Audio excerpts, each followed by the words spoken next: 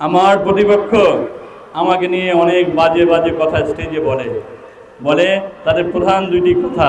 একটি হলো আমি অন্য দল থেকে এসেছি, আমি একজন খারাপ মানুষ, ভোট দেওয়ার অধিকার আমার নেই। আমি ভাইদের বলছি, ভাই একথা বলবেন না।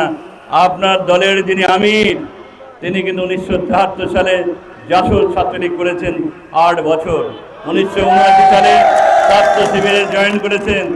আপনি যদি আমাকে খারাপ বলেন তাহলে কিন্তু আপনাদের আমিরকে আগে খারাপ বলতে হবে। আমি তাকে খারাপ বলছি না, আমি জানি তিনি একজন ভালো মানুষ।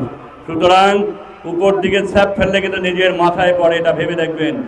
আপনারা ব্যক্তিগতভাবে আমার সমালোচনা করেন, আমি কারো সমালোচনা করতে চাই না, কেন এতটা নিচু প্রবৃত্তি আমার নেই।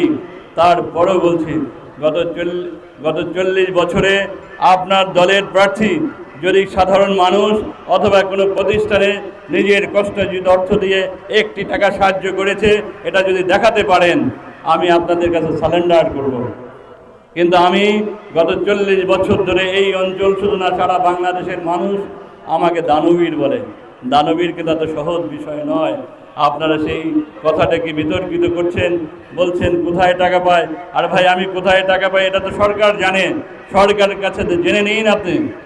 আমি কোথায় টাকা পাই? আমার ব্যবসা বাণিজ্য আছে না, আমার ইন্ডাস্ট্রি আছে না, কোথায় টাকা পান এই জবাব কি আমি আপনার আমিরকে দেব?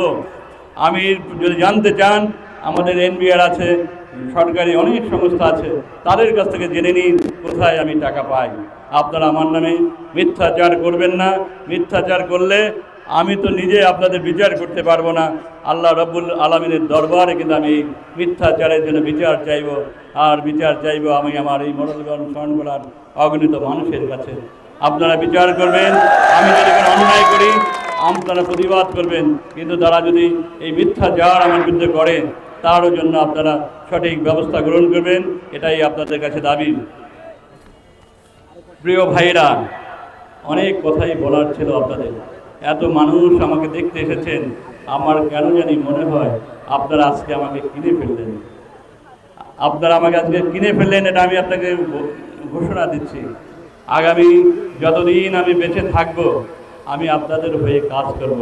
আপনারা শুনেছেন ইতিমধ্যেই আমার পরিবার, শুনেছেন না, তাদের কাছ থেকে কিন্তু বলেছি আমার একটি মাত্র মেয়ে, বিয়ে দিয়েছি নিউজিল্যান্ডে, ছোট একটি মাত্র ভাই, সে থাকে ইটালিতে, কালকে এসেছে।